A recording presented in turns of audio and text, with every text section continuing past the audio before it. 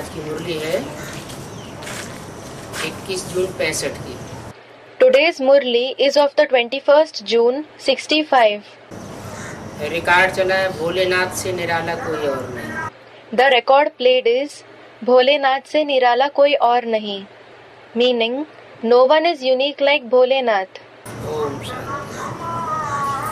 भोलानाथ सदैव शिव ही को कहते हैं। Om Shanti.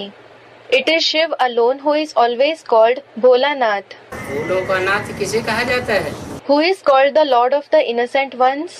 जो सदा ही कल्याणकारी है वो ही भोलानाथ हो सकता है। Only the one who is ever beneficial can be Bholanath. अगर कभी कल्याणकारी है, कभी शिव है, कभी अशिव है, तो उसे भोलानाथ नहीं कहा जा सकता। If someone is beneficial sometimes, if he is Shiv, meaning beneficial sometimes, and sometimes a Shiv, meaning not beneficial, then he cannot be called Bholanath. Shiv Shankar का भेद तो अच्छी रीति समझा है। You have understood the difference between Shiv and Shankar properly. क्या भेद है? What is the difference? शारीरिक रूप से भेद है या आत्मिक रूप से भेद है? हैं? Is there a difference physically or spiritually? Shiv और शंकर में आत्मा के हिसाब से भेद है या शरीर के हिसाब से भेद है, व्यक्तित्व के हिसाब से भेद है? Is the difference between Shiv and Shankar with respect to the soul or the body or the personality? व्यक्तित्व के हिसाब से भेद है। Student, the personality. Is the difference with respect to the personality? Personality तो एक ही है। The personality is definitely the same. भक्ति मार्ग में भी कहते हैं शिव शंकर पर्सनालिटी से एक है, लेकिन आत्माएं दो अलग अलग हैं। Also, in the path of bhakti, meaning devotion, it is said Shiva and Shankar are one with respect to the personality. But there are two separate souls. Shankar को तीसरा नेत्र दिखाया जाता है। वो तीसरा नेत्र कौन सा नेत्र कहा जाता है? Shankar is shown with a third eye. What is that third eye called? है? शिव नेत्र। Shiv Netra, meaning Shiva's eye. वो शिव नेत्र हमारे तुम्हारी आंखों की तरह सीधा सीधा ऐसा नहीं होता है। That Shiv Netra is not horizontal like your and my eyes. कैसा होता है? नहीं, खड़ा हुआ। How is it? A student said something. No, it is upright. देखा है ध्यान से? क्यों खड़ा हुआ दिखाते हैं? Have you seen it carefully? A student, it is upright. Why is it shown upright? क्योंकि वो सदैव ही 24 आवर्स आत्मिक स्टेज में खड़ा रहता है। It is because he always remains standing in the soul conscious stage for 24 hours. कौन? Who? Shiv या Shankar? Shiv or Shankar? Someone said Shiv. Shiv नेत्र। Shiv Netra. बाकी सभी देवताओं को अपने अपने नेत्र होते हैं। All the rest of the deities have their own eyes. Brahma को भी अपने नेत्र हैं, विष्णु को भी अपने नेत्र हैं। Brahma has his own eyes. Vishnu also has his own eyes. ऐसे ही शंकर को भी अपने नेत्र हैं। Similarly, Shankar also has his own eyes. लेकिन वो सदैव खड़े हुए नहीं है। But they are not always upright. माने आत्मिक स्थिति में लगातार कोई खड़ा रह सके, वो सदा काल कोई नहीं होता। It means there is no one who can always remain standing in the soul conscious stage. एक शिव नेत्र ही है। It is only the Shiv Netra.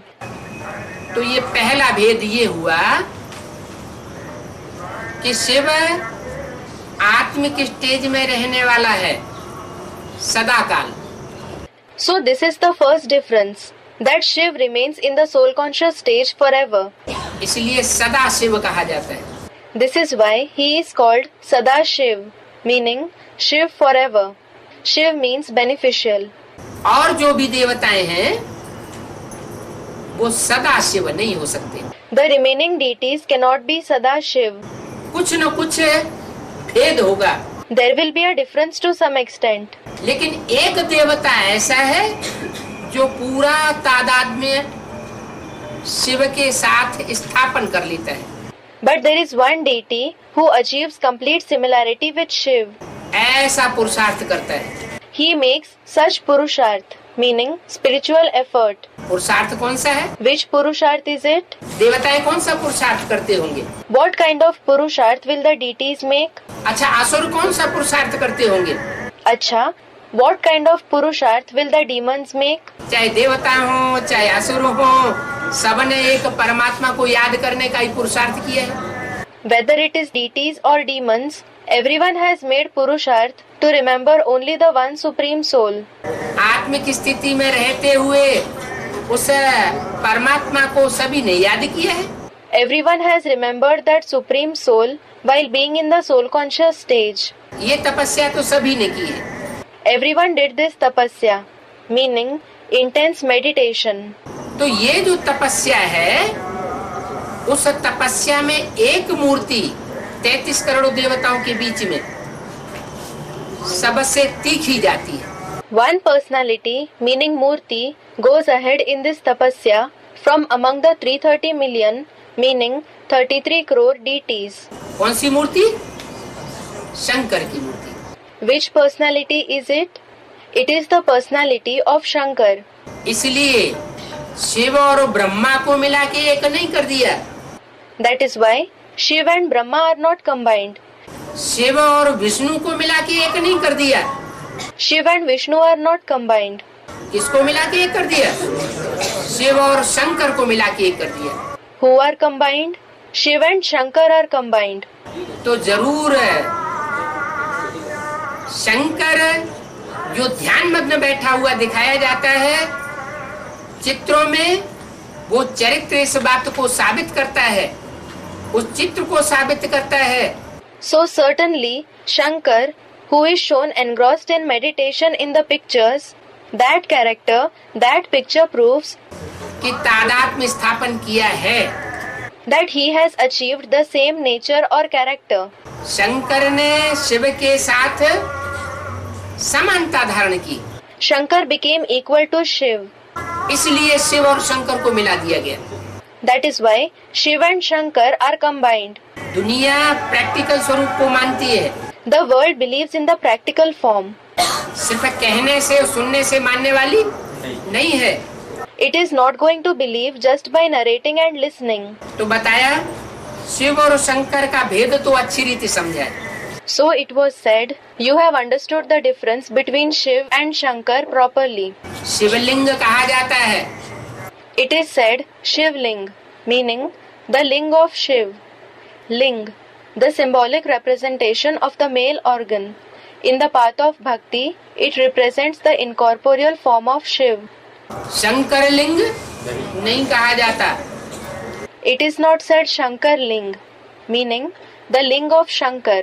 दूसरे देवता के साथ ऐसे नहीं कहा जाता ब्रह्मा लिंग, विष्णु लिंग। It is not said with respect to other deities like Brahma Ling, Vishnu Ling. इसके लिए कहा जाता है शिवलिंग। It is said for whom? It is said Shiv Ling. Shankar लिंग क्यों नहीं कहा जाता? Why is it not called Shankar Ling? Shankar रात्रि क्यों नहीं कही जाती? Why is it not said Shankar Ratri, meaning the night of Shankar? Shivratri क्यों कही जाती है? Why is it said Shivratri, meaning the night of Shiv? कारण क्या है? What is the reason? कारण तो होगा ना। There must be a reason, mustn't there? क्योंकि लिंग जो है वो एक ऐसी इंद्रिय है जो काम विकार की सूचक है। It is because the ling is such an indriya which indicates the vice of lust. Indriya, literally organs, including karmendriya, meaning parts of the body used to perform actions, and gyanendriya, meaning sense organs. और उस इंद्रिय के ऊपर एक ही सत्ता ऐसी है जो 33 करोड़ देवताओं को जीत पहनाती है। And there is only one being that enables the 330 million deities to gain victory over that indriya, वो कौन सी सत्ता है? Shiv. Which is that being? Shiv. और उन जीत पाने वालों में पहला नंबर किसका है? And whose number is first among those who gain victory? Shankar का। It is Shankar. इसलिए शंकर को इतनी शक्ति दिखाई गई है That is why Shankar is shown to possess so much power. कि सागर मंथन हुआ तो क्या निकला? What emerged when the churning of the ocean took place? हालाहाल विष निकला। Deadly poison emerged. कहते हैं ना विषय विकार मिटाओ। It is said, remove our vices, isn't it? उस हालाहाल विष को उसने पी लिया। He drank that deadly poison. और देवताओं में इतनी ताकत नहीं थी कि उस ग्लानि के विष को, उस विषय विकार के विष को पी जाता। No other deity had such power to drink that poison of defamation, the poison of vices. और पीने के बाद भी अपनी सत्ता को अक्षुण्ण बना के रखता। And keep his authority constant even after drinking the poison. बड़े बड़े पुरुषार्थ करने वाले बड़े बड़े तपस्वी हुए हैं, सब डाउन होते चले गए। There have been great tapasvis, meaning ascetics, who made great purusharth. All kept going down. माया किसी को छोड़ती नहीं है। Maya doesn't spare anyone. इंद्रिय जीते जगत जीत कहा जाता है। It is said, Indriya jite jagat jeet, meaning gaining victory over the Indriya is to gain victory over the world. Napoleon हो चाहे मुसोलिनी हो चाहे कोई भी हो, Whether it is Napoleon, Mussolini or whoever it may be, दुनिया का कितना भी इस हिस्ट्री का बड़े से बड़ा सम्राट क्यों न हो, he may be the biggest emperor in history in the world. उसने अगर अपनी इंद्रियों को जीतने का पुरुषार्थ नहीं किया तो वो विश्व का विजय नहीं कर सकता। If he has not made purusharth to gain victory over his Indriya, he cannot gain victory over the world. एक शंकर के लिए ये गाया हुआ है क्या? It is praised only for one Shankar. What? क्या? Vishwanath. Vishwanath, meaning the Lord of the world. जिसकी यादगार में आज भी झंडारोहण करते हैं तो क्या गाते हैं? As his memorial, what do they sing at the time of hoisting the flag even today? क्या गाते हैं? What do they sing? विश्व विजय करके दिखलावे। Vishwa Vijay karke dikhlave, meaning the tricolor flag will gain victory over the world. झंडे में 3 कपड़े होते हैं। There are 3 cloths in the flag. ये भारत का ही झंडा है It is the flag of India alone, जिसमें नीचे हरा रंग दिखाया जाता है, in which the green color is shown below. बीच में सफेद रंग दिखाया जाता है, विष्णु की सात्विकता का सूचक। The white color, the indication of Vishnu's purity, meaning Satvikta, is shown in the middle. Satvikta means Satvik, purity, truth, genuine. और ऊपर केसरिया रंग दिखाया जाता है, क्रांति का सूचक। And the saffron color, which represents the revolution, is shown above. तो योग बल के आधार पर ऐसी समूची क्रांति की जाती है सारे विश्व में। So, depending on the power of yoga, such total revolution is brought about in the whole world कि सारे विश्व की सत्ता उसे एक देवता के हाथ में आती है, that the authority of the entire world comes in the hands of that one deity. बाकी कपड़े का झंडा कभी विश्व विजय करके नहीं दिखलावेगा। As regards the flag made of cloth, it will never gain victory over the world. जरूर कोई ऐसी 3 हस्तियां हुई हैं इस सृष्टि पर पहले कभी, खासकर भारत में। Certainly, there have been such 3 personalities in this world, particularly in India at some time, जिन्होंने सारे विश्व के ऊपर योग बल से विजय प्राप्त की थी, who gained victory over the entire world through the power of yoga. तो बताया कि बच्चों ने शिव शंकर का भेद तो अच्छी रीति समझा है। So it was said, The children have understood the difference between Shiv and Shankar well. क्या भेद है? What is the difference? Shankar को राजयोगी के रूप में दिखाया जाता है। Shankar is shown in the form of a Raj Yogi, meaning the one who practices Raj Yoga. क्या कहते हैं? What is he called? Yogeshwar, योगियों का ईश्वर, controller. Yogeshwar, Ishwar meaning God of the yogis. They are controller. Shiv के लिए ये नहीं कहते हैं, शिव उसमें जरूर प्रवेश करता है। This is not said for Shiv. Shiv certainly enters him. Shiv ऐसा तत्व है, चैतन्य तत्व, जो कभी जन्म मरण के चक्र में नहीं आता। Shiv is such a living element that never comes into the cycle of birth and death. बाकी जितने भी देवताएं हैं वो सब जन्म मरण के चक्र में आते हैं। All the remaining deities come in the cycle of birth and death. कोई कहे शंकर को तो नहीं कहा जाता है कि वो जन्म मरण के चक्र में आता है। Someone may say it is not said for Shankar that he comes in the cycle of birth and death. वो बात वास्तव में एक रहस्य की है। Actually, it is a secret. समझने की बात है। It is to be understood. बाकी इस सृष्टि पर जो आया है साकार रूप में, 5 तत्वों का चोला धारण करके, As for the rest, whoever has come in a corporeal form, taking a body made of the 5 elements in this world, वो 5 तत्व तो एक बार सभी को छोड़ने पड़ते हैं।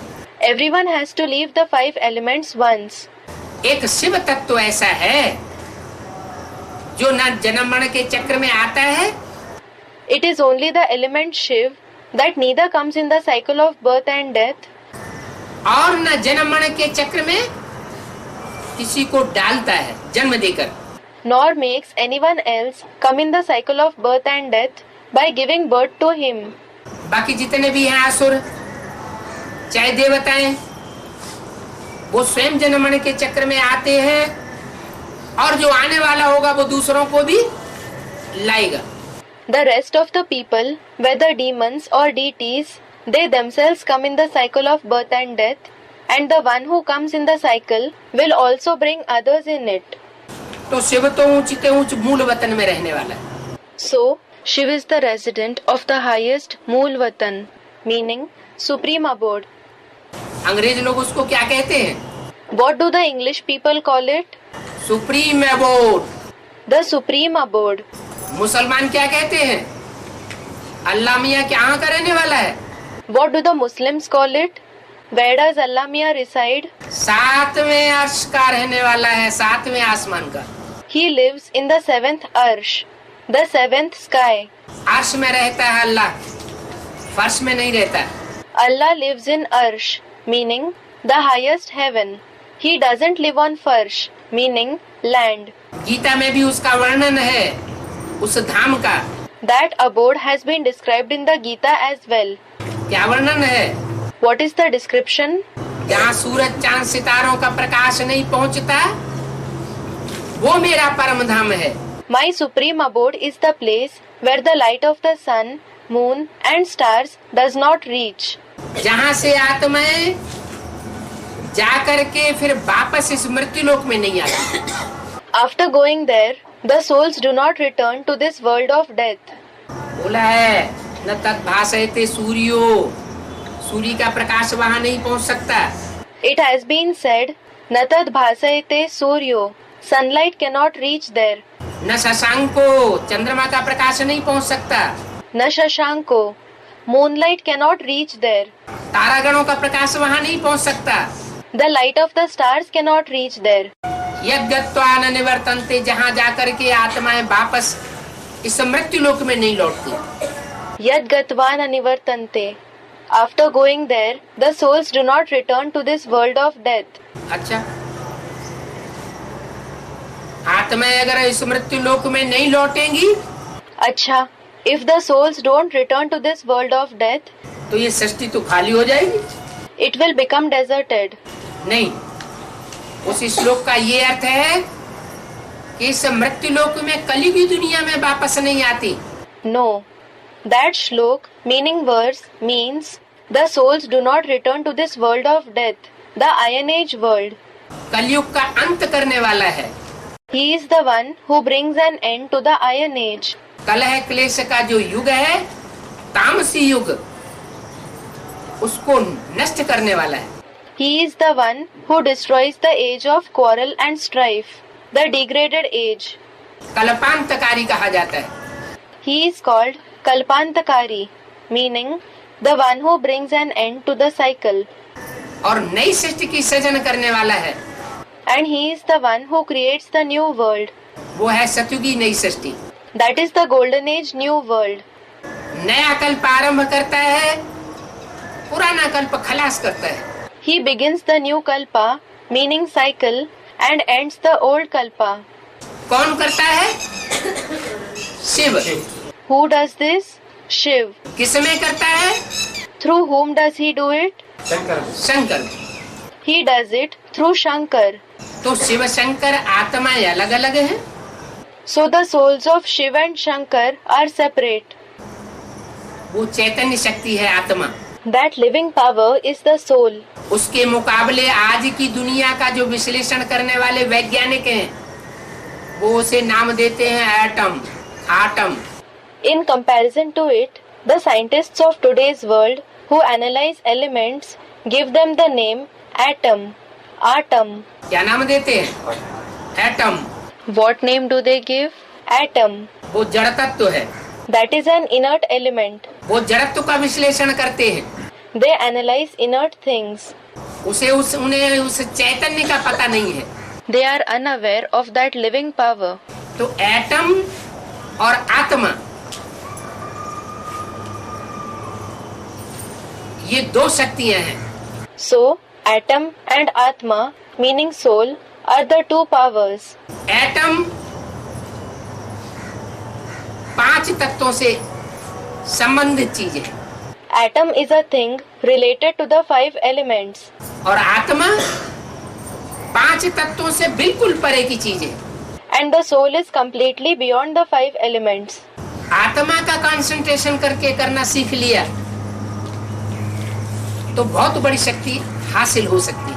If someone learns to concentrate on the soul, he can attain a very big power. दोनों का रूप एक ही है।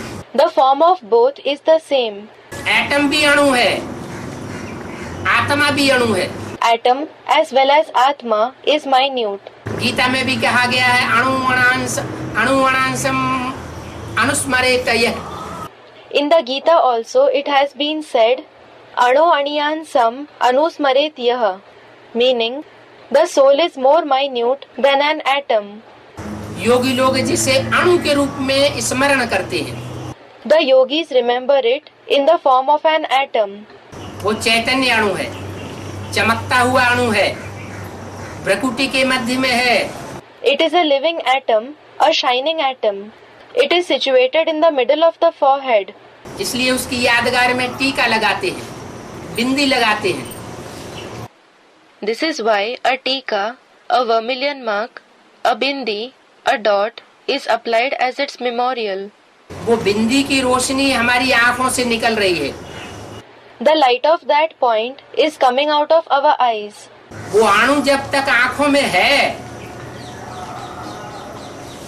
तो आंखों में रोशनी है। As long as the power of that atom is in the eyes, there is light in the eyes. वो आत्मा रूपी अणु निकल जाता है तो आत्मा निकल जाने से आंखें पत्थर हो जाती है। When that atom-like soul goes out, then because of the soul going out, the eyes become like stones. लेकिन हर एक अणु जैसे अलग अलग होता है, ऐसे ही हर आत्मा अलग अलग है। But just like every atom is separate, similarly every soul is separate. मनुष्यों ने तो अनेक प्रकार की थ्योरी बना दी है। Human beings have made many kinds of theories. कहते हैं सब आत्माएं मिलकर एक ही आत्मा है। They say all the souls together are one soul. आत्मा सो परमात्मा। A soul is equal to the supreme soul. लेकिन ऐसी बात नहीं। But it is not so. हर आत्मा आत्मा में अपनी अपनी शक्ति है, अपना अपना पार्ट भरा हुआ है। Every soul has its own power, its own part recorded in it. Shiv की आत्मा में भी अपना पार्ट भरा हुआ है। The soul of Shiv also has his own part recorded in him. क्या पार्ट भरा हुआ है? What part is recorded in him?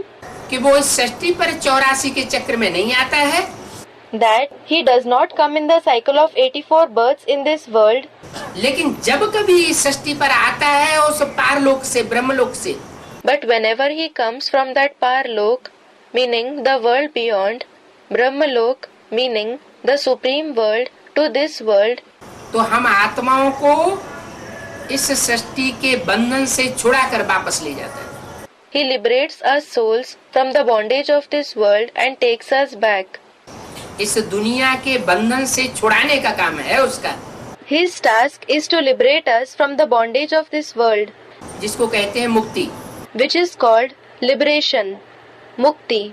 इसलिए कहा शिव तो ऊंचते ऊंच मूल वतन का रहने वाला है। That is why it was said, Shiv is a resident of the highest abode, the soul world. जो सबसे ऊंचा होगा वो सबसे ऊंचा काम करेगा। The one who is the highest will perform the highest task. ऊंचे ते ऊंचा करतार कहा जाता है। He is called the highest kartar, meaning the performer. उसके मुकाबले In comparison to him, meaning Shiv, Shankar है सूक्ष्म वतनवासी। Shankar is a resident of the subtle world. कहाँ का? Where does he reside? वो मूल वतन का सदैव का रहने वाला नहीं है। He does not reside in the soul world forever. सूक्ष्म वतन में भी 33 करोड़ देवताओं में सबसे ऊंची स्टेज है शंकर की। Also in the subtle world, among the 330 million deities, the highest stage is that of Shankar. उनको परमपिता कैसे कह सकते हैं? How can he, meaning Shankar, be called the Supreme Father? मान शंकर को परमपिता नहीं कह सकते।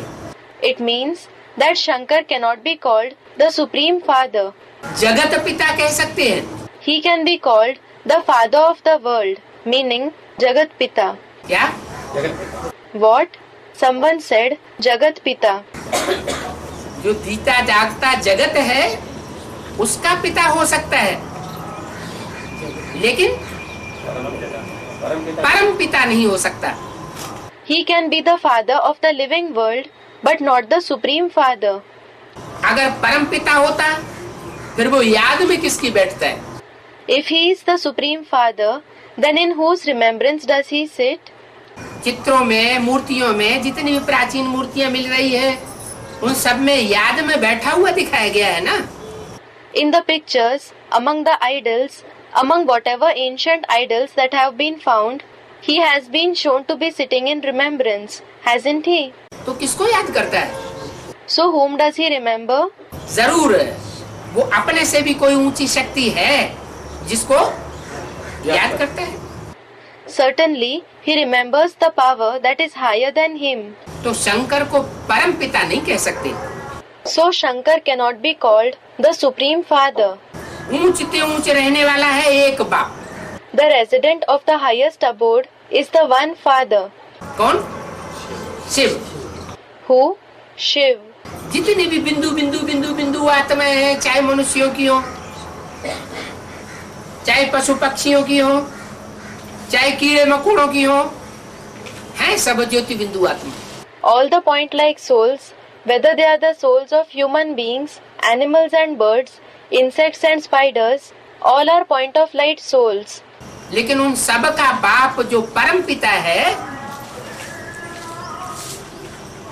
वो सबसे ऊंचे रहने वाला है। But the father of all of them, the Supreme Father, is a resident of the highest place. माने ब्रह्मलोक में भी रहने की कैटेगरीज हैं। It means even in Brahma Lok there are categories of residents. वो सबसे ऊंचे रहने वाला है। He is the resident of the highest category. फिर दूसरे तबक्के में है ये 3 देवताएं, Brahma Vishnu Shankar. Then in the next category there are these 3 deities, Brahma, Vishnu and Shankar. तो बाप ऊंचते ऊंचे निराकार, So the Father is the highest incorporeal one. Shankar है आकारी, Shankar is Akari, meaning subtle, और शिव है Bholanath, and Shiv is Bholanath, meaning Lord of the innocent ones. क्या कहा? What was said? Shiv Bholanath है, लेकिन जब भक्ति मार्ग वाले भक्त गायन करते हैं तो क्या कहते हैं? Shiv is definitely Bholanath, but when the devotees of the path of bhakti praise him, what do they say? Shiv के साथ किसको जोड़ देते? Whom do they combine with Shiv? हाँ, वो तो कहते हैं। A student, Bhole Bhale. Yes, they do say that. लेकिन शिव भोले भाले शिव अकेले को नहीं कहते। But they don't say Bhole Bhale just for Shiv. Bhole meaning simple or innocent. Bhale meaning literally spear, the one with a strict nature. क्या कहते हैं? शिव शंकर भोले भाले। What do they say? They say Shiv Shankar Bhole Bhale. तो भोले के साथ भाला क्यों जोड़ दिया है? हैं? So why is Bhala added to Bhola? क्योंकि शिव की सोल है, वो तो सदैव भोले का ही पार्ट बजाती है। It is because the soul of Shiv always plays the part of Bhola. लेकिन शिव जिसमें प्रवेश करता है वो भोलों के लिए भोला है और भालों के लिए भाला है। But the one in whom Shiv enters is Bhola for the Bhola and Bhala for the Bhala. कहते हैं कांटे से कांटा निकाला जाता है। It is said that a thorn is removed with a thorn. क्या? What? कांटा निकालने के लिए कोई फूल उपयोग नहीं किया जा सकता। A flower cannot be used to remove the thorn. तो जो जैसा है उसको सुधारने के लिए थोड़े समय के लिए वैसा रूप धारण करना पड़े। In order to reform someone, one has to take on a form like him for some time. चोर डकैतों को संभालने के लिए सुधारने के लिए भी सीआईडी पुलिस को थोड़े समय के लिए क्या बनना पड़ता है? चोर डकैत बनना पड़ता है, उनके साथ मिक्स होना पड़ता है। What does a CID police have to become for some time in order to deal with the thieves and dacoits and to reform them? He has to become a thief and dacoit. He has to mix with them. तो बताया So it was said वो बाप ऊंचते ऊंचे निराकार है, शंकर आकारी है। that Father is the highest, incorporeal, and Shankar is subtle. Shiv है भोलानाथ ज्ञान का सागर, Shiv is Bholanath, the ocean of knowledge. Shankar को ज्ञान का सागर नहीं कह सकते। Shankar cannot be called the ocean of knowledge. क्या? What? ज्ञान का सागर नहीं कह सकते। We cannot call him the ocean of knowledge. तुम बच्चे जानते हो शिव बाबा भोलानाथ आकर हमारी झोली भर रहे हैं। You children know that Shiv Baba Bholanath has come and is filling our jholi, meaning bag. आदि मध्य अंत का राज बताए रहे। He is telling us the secrets of the beginning, middle and end.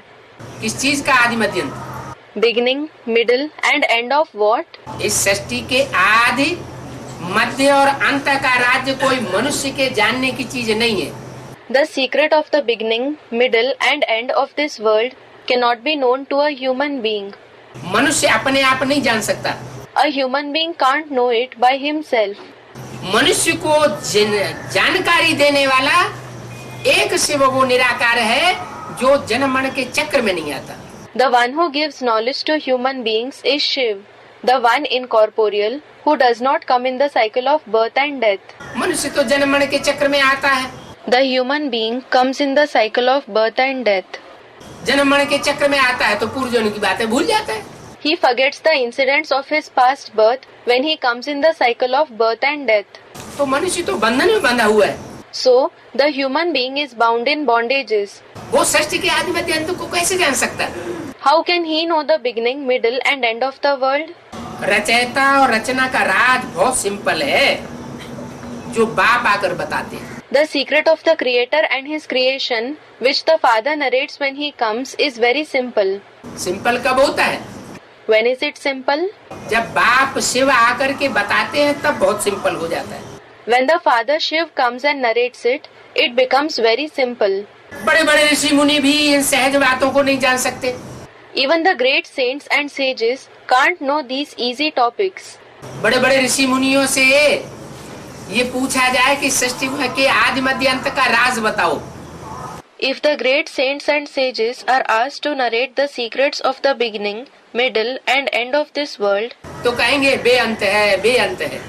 they will say it is eternal, never ending. जबकि वह रजोगुणी नहीं जानते थे. Those Rajoguni souls didn't know it. Rajoguni, having the quality of Rajas, meaning activity or passion. वो ऋषि मुनि तो द्वापर युग से हुए. Those saints and sages came from the Copper Age. सत्ययुग Treta में रामकृष्ण जैसे देवताएं थे. There were deities like Ram and Krishna in the Golden and Silver Ages. द्वापर युग से जब से द्वैत पैदा हुआ, दो दो पुर बन गए. When dualism began from the Copper Age, when two cities came into being, दो पुर बनेंगे तो दो दो राज्य भी बनेंगे. if there are two cities, there will also be two kingdoms. दो दो राज्य बनेंगे तो दो दो धर्म भी बनेंगे. If there are two kingdoms, there will be two religions as well. तो जब से द्वैत पैदा हुआ इस सृष्टि पर, तब से रजोगुण की शुरुआत हुई. So, from the time dualism began in this world, Rajogun began.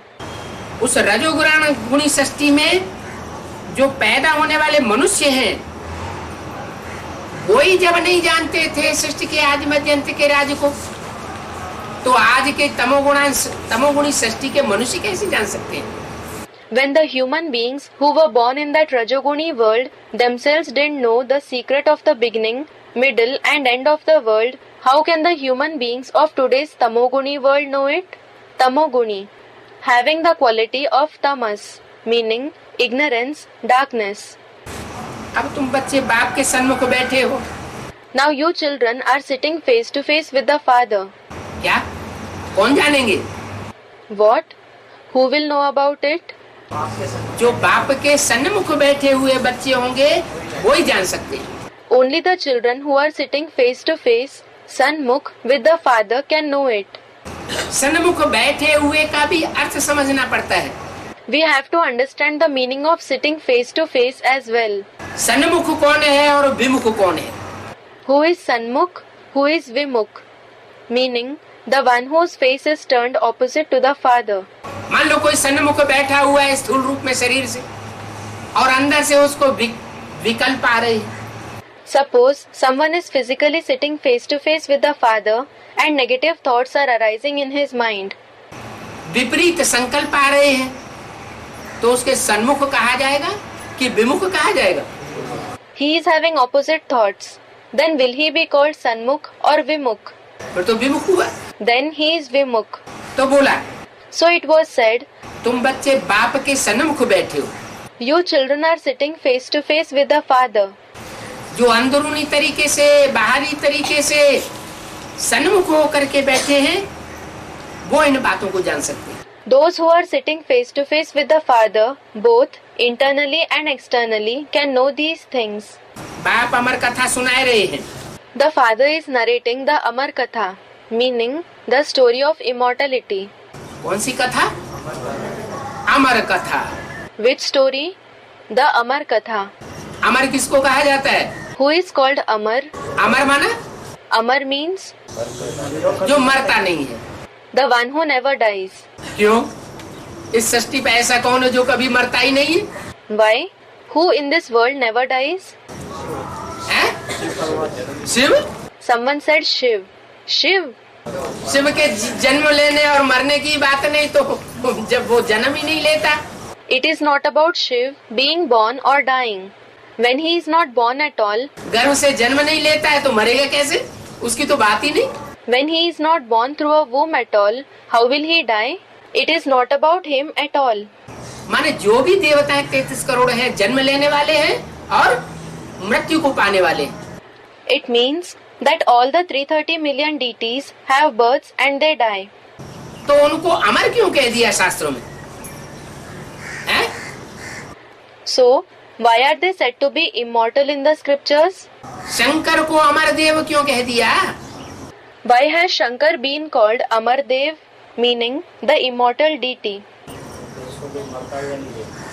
हाँ, Someone said, no one sees him dying. Yes, जितने भी 500-700 करोड़ मनुष्य आत्माएं हैं, उनको जब शिव आकर के पुरुषार्थ कराता है, when Shiv comes and enables all the 5 to 7 billion human souls to make Purusharth, तो उनमें से एक ऐसा है जगत पिता, there is one soul who plays the role of the Jagat Pita, जिसको शास्त्रों में जगतम पितरम वंदे कहा गया है। for whom it has been said in the scriptures, Jagatam Pitaram Vande, meaning, I bow to you, the Father of the world. उसको मरते हुए किसी ने नहीं देख पाया, No one saw him dying. इसलिए उसको अमर कहा जाता है। That is why he is called immortal.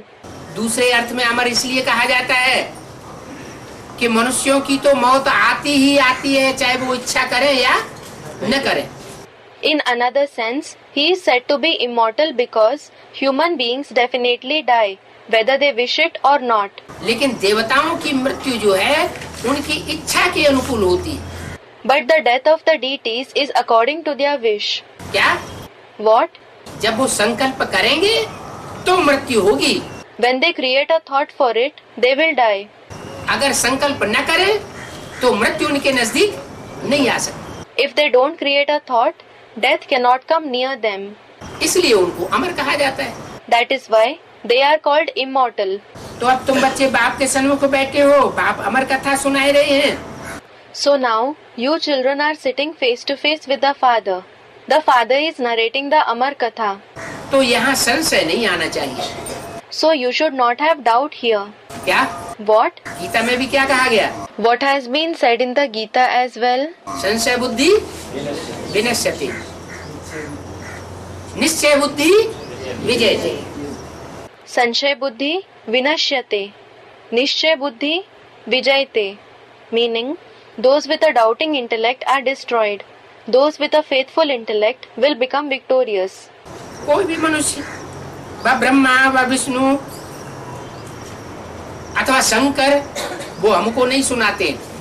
No human being, Brahma, Vishnu or Shankar narrate the knowledge to us. क्या? What? हम किसी देवताओं से ये नॉलेज नहीं सुनने वाले हैं। We do not listen to this knowledge from any deity. हम किससे सुनने वाले हैं? From whom do we listen? ऊंचते ऊंच जो परम पिता है, हम उससे ये नॉलेज सुनते हैं। We listen to this knowledge from the Supreme Father, the highest. मनुष्यों की तो नॉलेज हजारों वर्ष से चली आई शास्त्रों में। In fact, the knowledge of the human beings has continued from thousands of years in the scriptures. शास्त्रों को पढ़ते पढ़ते कोई अमर नहीं बना। No one became immortal by reading the scriptures. एक परमात्मा बाप ही ऐसा है, परम पिता, It is only the one Supreme Soul Father, the Supreme Father, जो गीता ज्ञान सुना करके नर को नारायण जैसा देवता बनाता है। who narrates the knowledge of the Gita and transforms a man into a deity like Narayan. मनुष्य को देवता बनाना किसी मनुष्य की बस की बात नहीं हो सकती। It cannot be within the power of a human being to transform a human being into a deity. Bholanath Shiv बाबा कहते हैं, मुझे तो अपना शरीर ही नहीं है। Bholanath Shiv Baba says, I don't have my body. क्या? What? उनका रोना क्या है? What is his complaint? उनका रोना है, मुझे अपना शरीर नहीं है तो क्या करता हूँ? His complaint is that he doesn't have his body. So what does he do? Gita में भी लिखा है, प्रवेश तुम।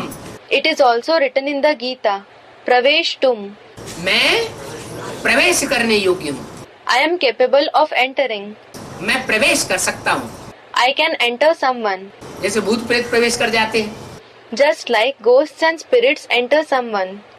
उनको तो अपना सूक्ष्म शरीर होता है, Actually, they have their subtle body. लेकिन परमात्मा शिव को अपना सूक्ष्म शरीर भी नहीं तो स्थूल शरीर भी नहीं, लेकिन प्रवेश कर सकता है। The Supreme Soul Shiv neither has a subtle body nor a physical body, but he can enter. मैं निराकार हूँ। I am incorporeal. क्या? What? मेरी सदैव निराकारी स्टेज रहती है। I am always in the incorporeal stage. मैं देह के भाने में आने वाला नहीं हूँ। ऐसे नहीं कि कर्मेंद्रियां मेरे को अपने बंधन में बांध लेंगी। I do not become body conscious. It isn't that Karmendriya will bind me in their bondage.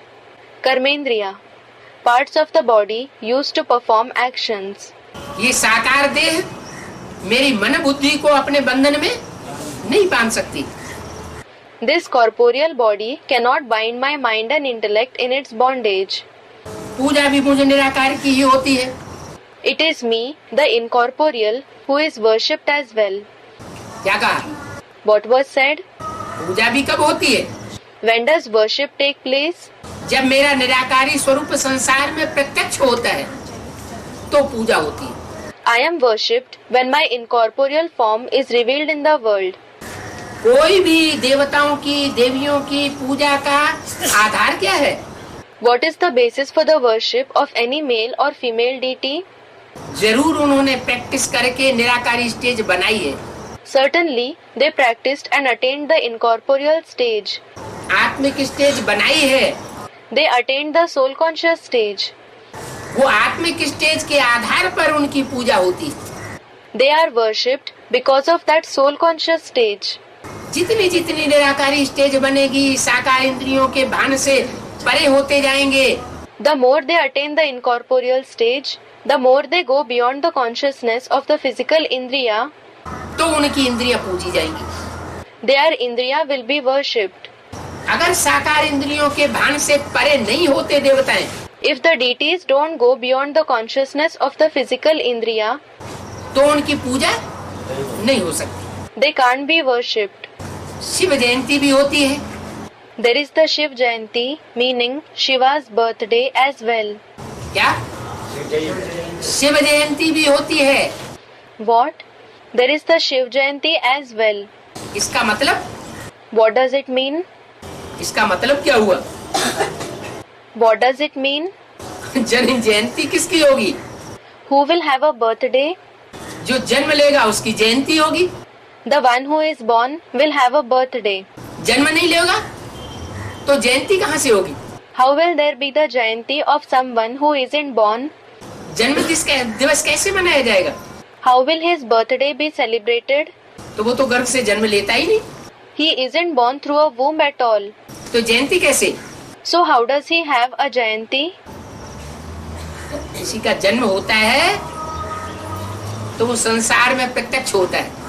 When someone is born, he is revealed before the world. प्रत्यक्ष होता है तो सबको पता चलता है कि बच्चे ने जन्म लिया।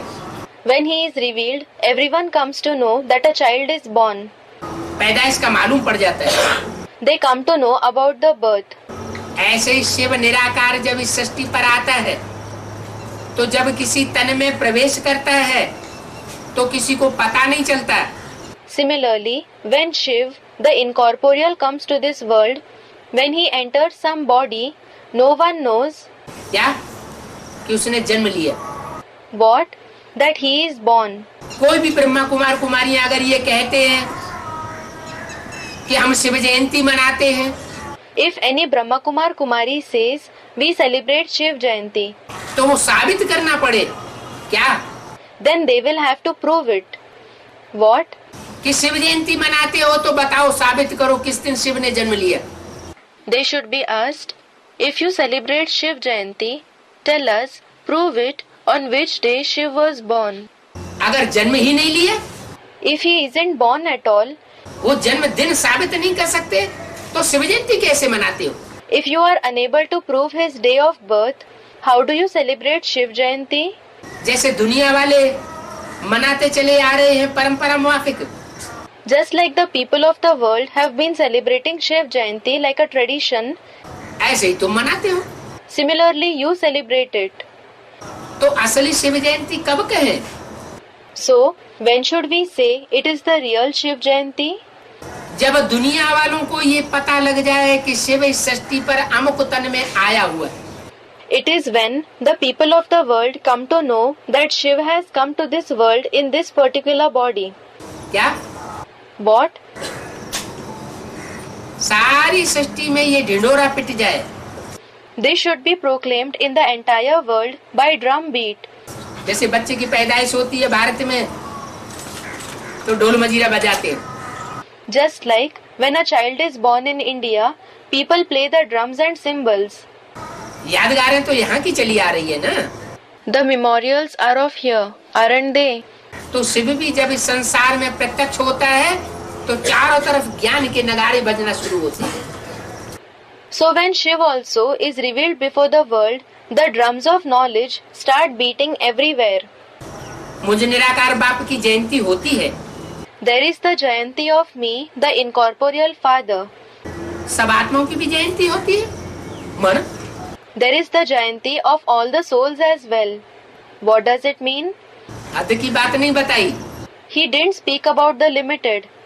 जो भी 33 करोड़ देवताएं हैं उनकी भी असली जयंती तब होती है The true Jayanti of all the 330 million deities also takes place जबकि उनके अपने 84 जन्मों में से श्रेष्ठ जन्म का जो पार्ट है वो खुल जाता है।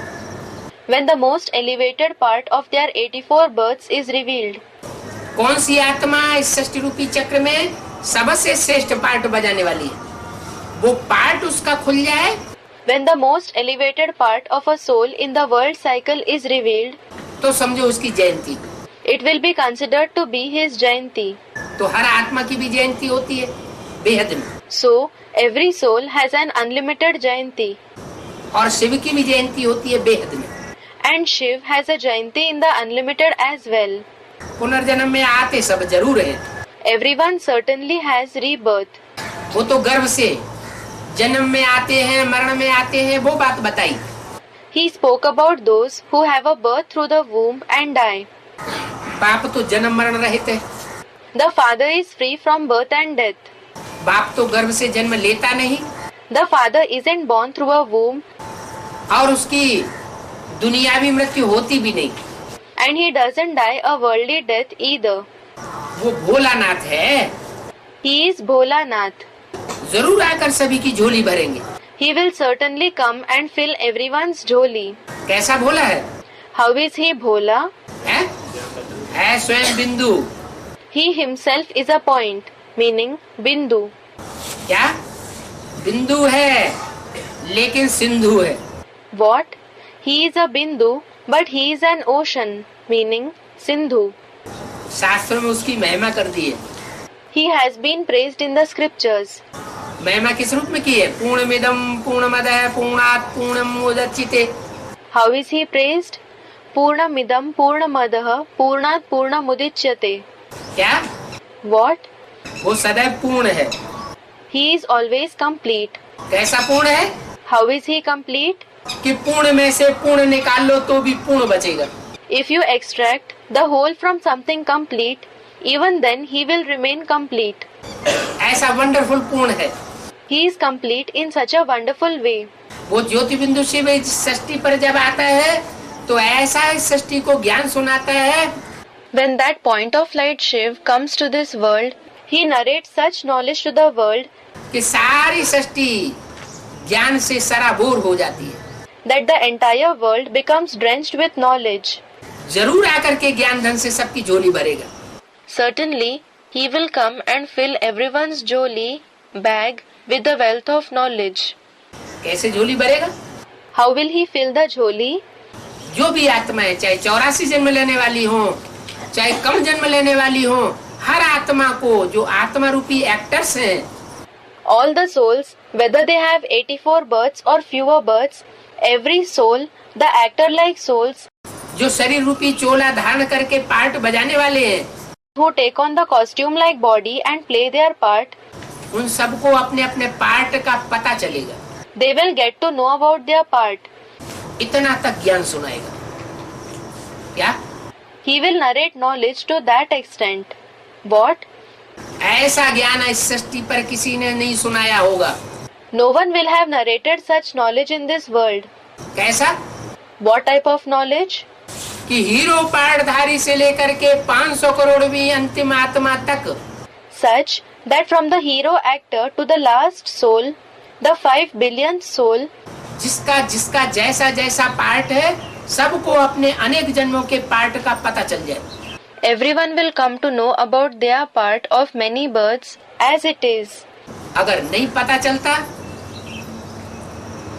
तो सुप्रीम सोल बाप का कहना है कि वो एक्टर है बेवकूफ जिसको अपने पार्ट का ही पता नहीं। If they do not come to know about it, the Supreme Soul Father says, the actor who doesn't know about his very part is foolish. हम सब ज्योति बिंदु बिंदु आत्माएं हैं। All of us are point of light souls. ज्योति बिंदु आत्माओं को पता होना चाहिए कि हमने 84 के चक्र में कैसे 84 चोले धारण किए। The point of light souls should know how they took on 84 bodies in the cycle of 84 births. अगर नहीं पता, If they don't know about it, इतना तक मनन चिंतन मंथन नहीं चला है, तो हम बेवकूफ एक्टर हैं तब तक। if their thinking and churning hasn't reached that level, then until they reach that level, they are foolish actors. इतना विशाल ज्ञान का भंडार 500 करोड़ मनुष्य आत्माओं को देने वाला, और वो भोलानाथ है। The one who gives such vast treasure of knowledge to the 5 billion human souls is Bholanath. क्या? What? भोलों का नाथ है। He is the Lord of the innocent people. नाथ माने स्वामी। Nath means Lord. क्या? What? बैल को नाथ डाली जाती है ना। Oxen are controlled with a nose rope, aren't they? अपनी भक्ति मार्ग में स्त्री को क्या डाला जाती है? In the path of bhakti, what is a wife made to wear? नथनिया। Nathaniya, meaning nose ring. तो जैसे कि पुरुष नाथ लेता है, So it means the husband has controlled the wife. तो वो है परम पुरुष। So he is Param Purush, meaning the supreme being. क्या? हम सब भोले बच्चों का नाथ है। What?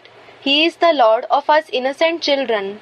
वो नाथ तब साबित होगा जब हम उस भोलेनाथ को भोले के रूप में पहचान लें।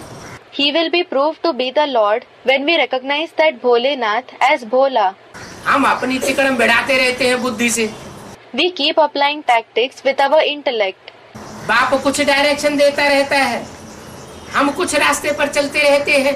The Father gives some direction and we follow some different path. तो इसका मतलब हमने उस भोलेनाथ को पूरी रीति पहचाना नहीं। So it means that we have not recognized that Bholenath completely. वो भोलानाथ है, He is Bholanath. जरूर आकर सभी की झोली भरेंगे। Certainly, he will come and fill everyone's jholi. ये बुद्धि रूपी झोली सबकी एक दिन भर जाएगी।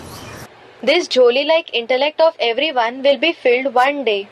जब पूरी झोली भर जाएगी एक एक की, तो कितना आत्मा को मजा आएगा। The soul will feel so joyous when everyone's jholi becomes full.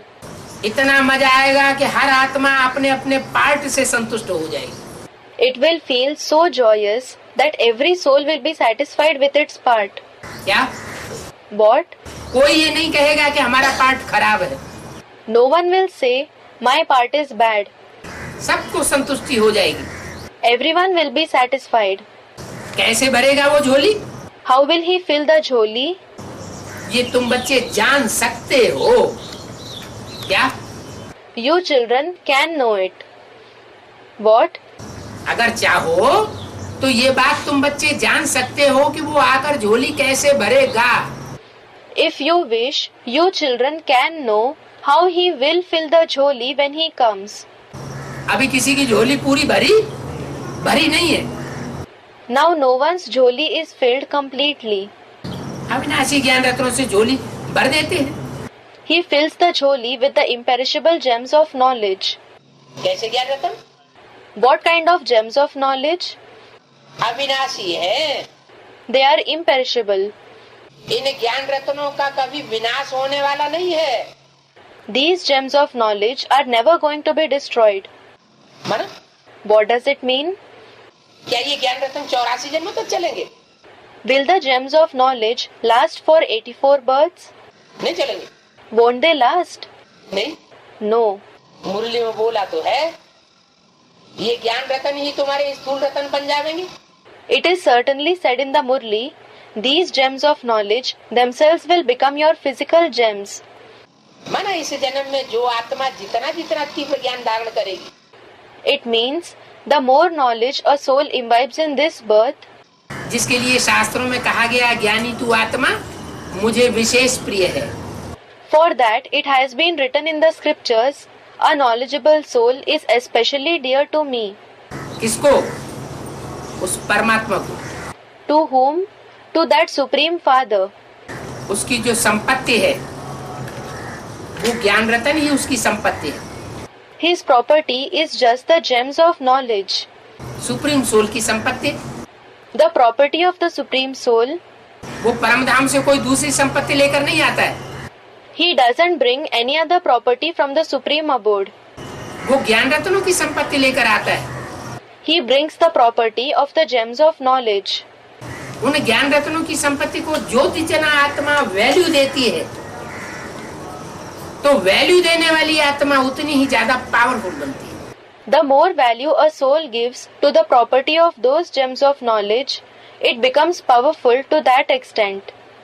तो बताया अविनाशी ज्ञान रत्नों से तुम झोली भरते हो। So it was said, you fill your jholi with the imperishable gems of knowledge. यही नॉलेज है। This itself is the knowledge. ज्ञान सागर आए ज्ञान देते हैं। The ocean of knowledge comes and gives the knowledge. Gita तो वही एक ही है, It is the same Gita. परंतु संस्कृत श्लोक आदि तो है नहीं। But there aren't the Sanskrit shlokas etc. in it. क्या कहा? What was said? ये यज्ञ की हिस्ट्री बता रही है The history of the Yajna says कि सन 36 में जब ये ज्ञान यज्ञ शुरू हुआ था that when this Yajna of knowledge began in the year 1936, तो वही पुरानी संस्कृत की गीता पढ़ करके सुनाते थे, अर्थ करके सुनाते थे। the same old Sanskrit Gita used to be narrated. It was clarified. आदमी क्या करते थे? What was done at the beginning of the Yajna? यही पुरानी संस्कृत की गीता इसके अर्थ करके सुनाते थे और ओम ध्वनि का उच्चारण करते थे। The clarification of the same old Sanskrit Gita was given and the word Om was pronounced. तो जो आदि में हुआ वो अंत में भी होना है। So, whatever happened in the beginning has to happen in the end too. माने आदि में भी वही संस्कृत की गीता थी और अंत में भी वही संस्कृत की गीता के श्लोक इस ज्ञान को पूरा सच्चा साबित करेंगे। It means it was the same Sanskrit Gita in the beginning and in the end also. The shlokas of the same Sanskrit Gita will prove this knowledge to be completely true. क्या कहा? What was said? Gita तो एक ही है, परंतु संस्कृत श्लोक आदि तो अभी नहीं है, जो बाप आकर सुनाते हैं। The Gita is the same, but the Sanskrit shloka etc. are not in that Gita that the Father narrates after coming now. Ibrahim, Buddha, Christ ने भी आकर के अपने अपने धर्म स्थापन किए। Abraham, Buddha, Christ also came and established their respective religions. Guru Nanak ने भी अपना आकर धर्म स्थापन किया। Guru Nanak also came and established his religion. Mohammad ने आकर के मुस्लिम धर्म स्थापन किया। Muhammad came and established the Muslim religion. क्या उन्होंने हाथ में लेकर के कुरान पढ़ी थी? Did he take the Quran in his hands and read it? Christ ने क्या बाइबल पढ़ी थी? नहीं। Did Christ read the Bible? No. सभी धर्म पिताओं ने क्या किया? What did all the religious fathers do? मुख से डायरेक्ट आकर के बोला। They came and spoke directly through their mouth. तो परमात्मा भी सृष्टि पर आता है तो डायरेक्ट मुख से आकर बोलता है। So, also when the Supreme Soul comes to this world, he speaks directly through his mouth. क्या कोई ग्रंथ आदि रेफर नहीं करता है? What? He does not refer to any scripture etc. लेकिन जो कुछ भी बोलता है वो बातें वही है जो गीता में है। But whatever he says are the same topics that are in the Gita. Gita की 108 टीकाएं से ऊपर हो चुकी हैं। There are more than 108 commentaries on the Gita now. Tilak Gita, Gandhi Gita, Shankaracharya Gita, Madhvacharya Gita, The Tilak Gita, the Gandhi Gita, the Shankaracharya Gita, the Madhvacharya Gita, Vashishtha Gita, Ashtavakra Gita. the Vashisht Gita, the Ashtavakra Gita. लेकिन जो भी गीताएं हैं उनमें बातें ऐसी ऐसी आती हैं कि एक दूसरे का काट करने वाली। But the things that come in all those Gita are such that they contradict each other. तो कौन सी गीता सच्ची? So, which Gita is true? जरूर मनुष्य जो अर्थ करेगा, Certainly, whatever a human being clarifies, मनुष्य तो देवता भी नहीं है, a human being is not even a deity. मनुष्य मनुष्य है, देवता भी नहीं है। Human beings are human. They are not even deities. देवताएं ज्यादा पवित्र होते हैं या मनुष्य ज्यादा पवित्र होते हैं? Are deities purer or are human beings purer?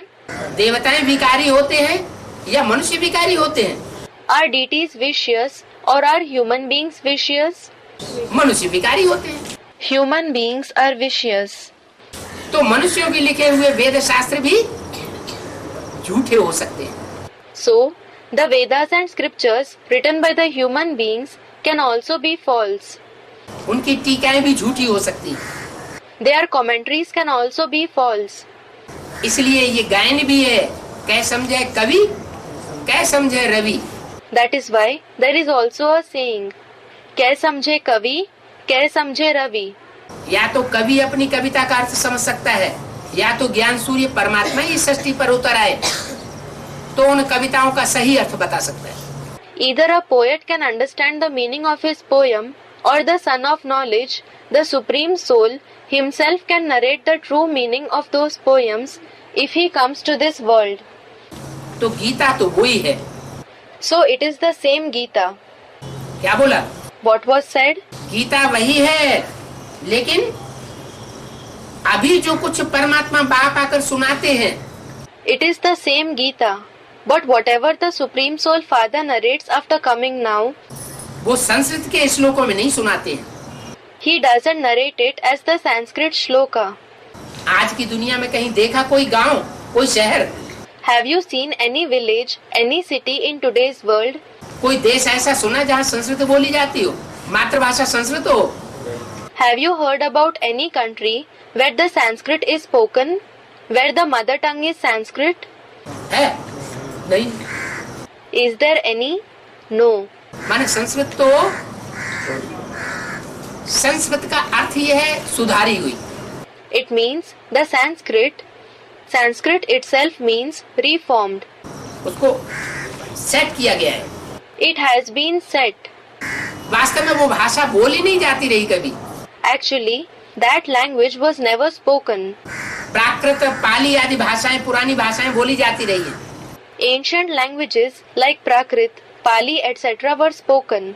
Sanskrit भाषा में जो श्लोक लिखे गए हैं, वो श्लोक सिर्फ विद्वानों की चीज रही है।